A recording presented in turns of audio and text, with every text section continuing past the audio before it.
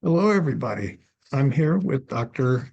Daphne King. She's an assistant professor at George Mason University and the MSW Online Program Director in the Social Work Department in the College of Public Health.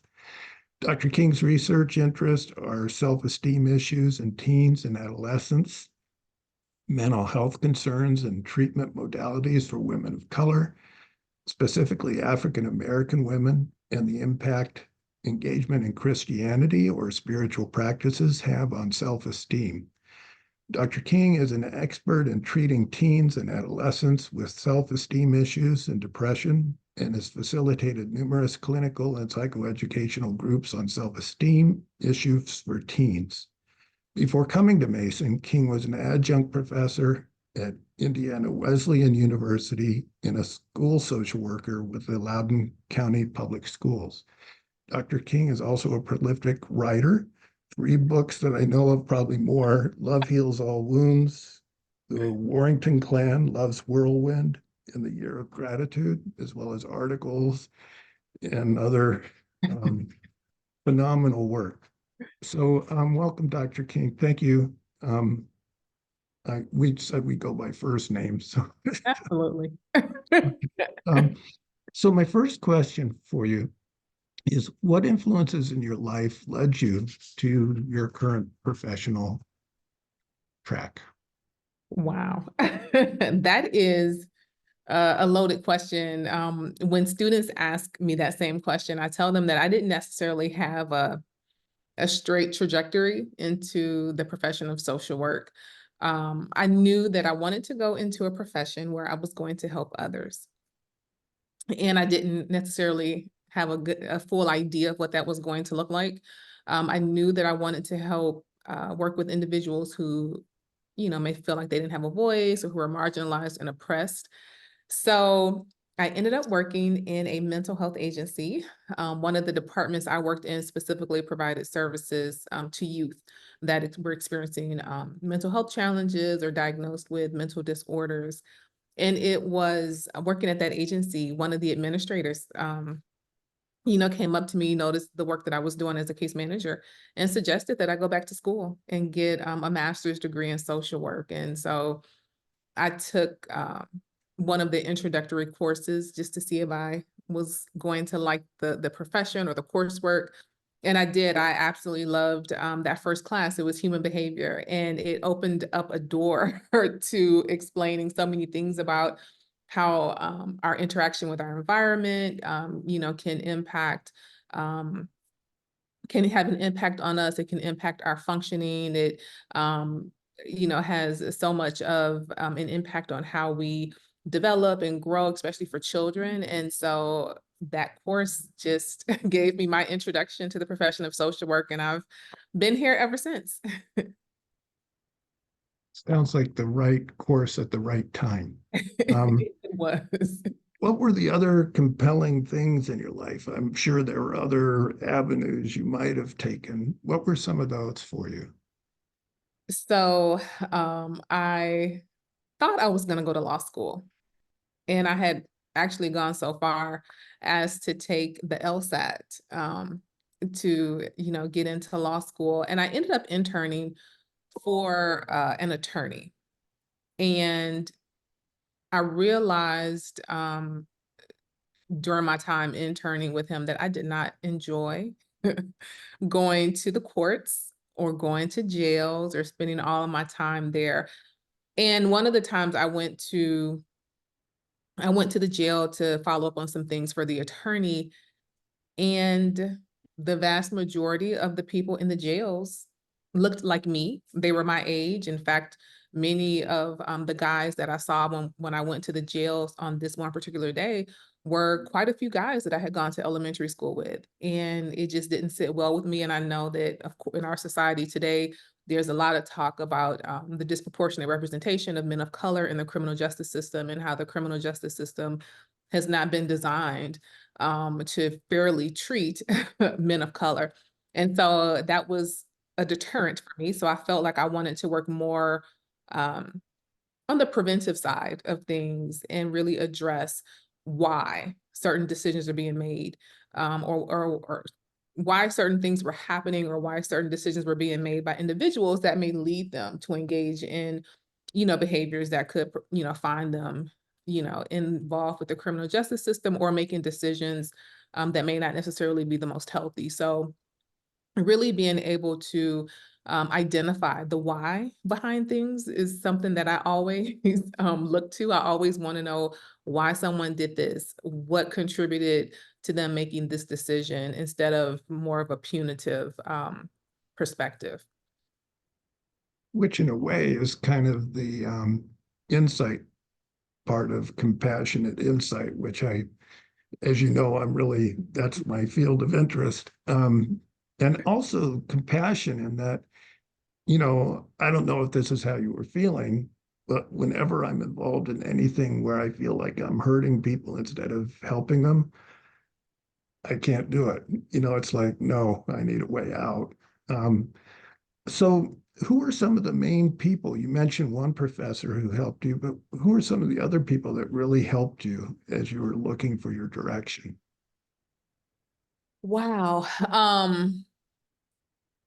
Well, one, I definitely have to say, and I think Wilson, you may know this, we've had conversations, but I do, I practice the Christian faith. I am consider myself to be a follower of Christ. And that is, has been probably one of the best influences to help me make decisions and understanding that, Christ displayed compassion, Christ, also served those who were marginalized and oppressed. And so that has is a big influence in my life and is a big influence as to why I want to help those who have been marginalized or oppressed or, can't find their voice. I have to, of course, give credit to my mom. She, I say this a lot when I talk to others that growing up, my mother never told me that I wasn't able to do something or that I wasn't smart enough to do something or that I couldn't do anything because I was a girl. So I tried all kinds of stuff. I was involved in, I did, dance classes and music lessons. And I took, when I was in elementary school, I was a part of, program, the gifted program. And so I did things at the community college and my mom never said, you can't do that. You're not, smart enough to do this. She never said those things.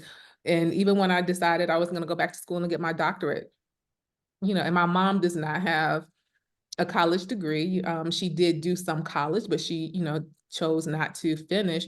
So she's never said to me, even when I got my master's degree, she never said to me like, why are you doing this? You can't do this. She's always very supportive. So that has been amazing because I did try all kind of things. I'm never afraid to try things or think that I can't do something. And then I remember having my supervisor when I was getting my master's degree in social work. My supervisor at my practicum was a school social worker in the school district that I ended up working in when I was in Michigan. And he was amazing as a supervisor. I had one of the best practicum experiences. And he, really encouraged me to continue to go on and do other things in the field. As a matter of fact, he wrote my letter of recommendation when I decided to go back to school and get my doctorate. And so just having people that never say to you, like, you're not good enough to do things, or you can't do this, or of course you're smart enough to do this thing has really been great. And so those three things, definitely my faith, my mom, and then having other colleagues to really give that really compassionate encouragement. I always marvel when I talk to people how many similarities I find in our history. Like I had a super mom, and then also faith traditions are very important to me. And then people along the way who were a positive mirror, who saw your strength and didn't hesitate to let you know. Um, Now, all along there, of course, the thrust of this interview is to find what role compassion has kind of played in all that. And you were drawn, of course, you had a very compassionate mom, and you were drawn to a very compassionate faith. And then you were drawn to some of the mentors along the way. And we've already talked about the role compassion had in your decision not to go the law track, but to go to the social work track? Are there other ways that compassion has influenced you in your choices as you've gone forward? It's funny, because I was thinking about the interview today and also reading your book. And I meditate on a regular basis. I practice meditation.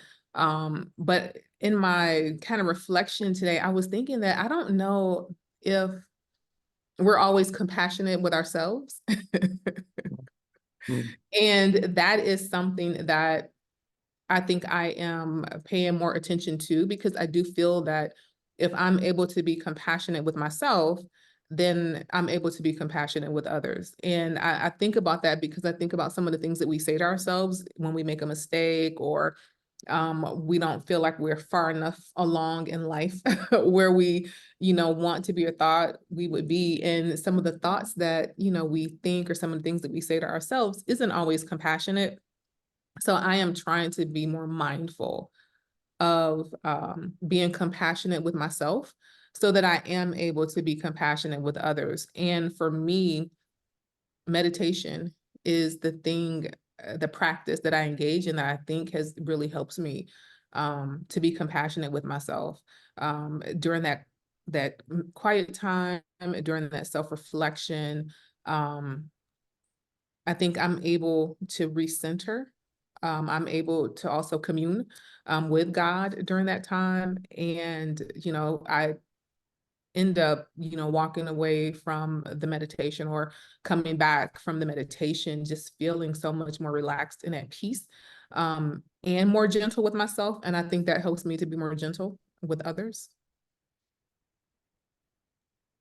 What a great habit to have. Of course, I have the same habit.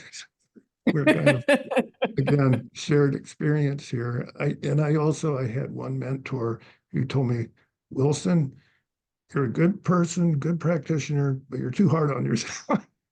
So Oh, we're always more hard on ourselves than others are. I've had the same Yeah. thing. So as you've gone forward on this path of all the things we've talked about, what have been some of the challenges to maintaining your compassion? You mentioned when you're too hard on yourself. Have there been other things, external or internal, that have been difficult to overcome? Um, definitely, as you said, being, too hard on oneself. I think for me is when I overpack my schedule. Those are the times that I notice that I'm less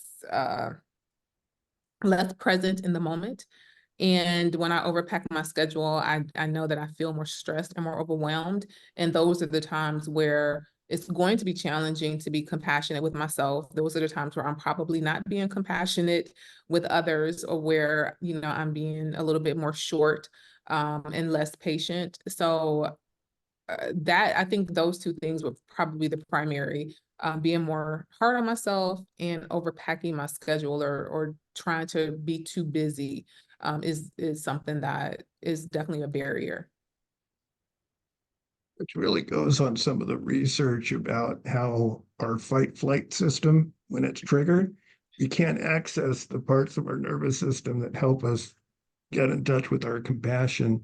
It also reminds me of a Jack Cornfield phrase: your compassion is incomplete if it doesn't include yourself. I don't know if you've ever seen that, but I have not, but it definitely connects back to just, a lot of things that I'm trying to practice now to make sure that I'm also taking care of myself. which brings us to the next question, which is, you mentioned meditation. What are some of the other ways you kind of rekindle yourself and you reinvigorate yourself when you've been depleted and knocked off course?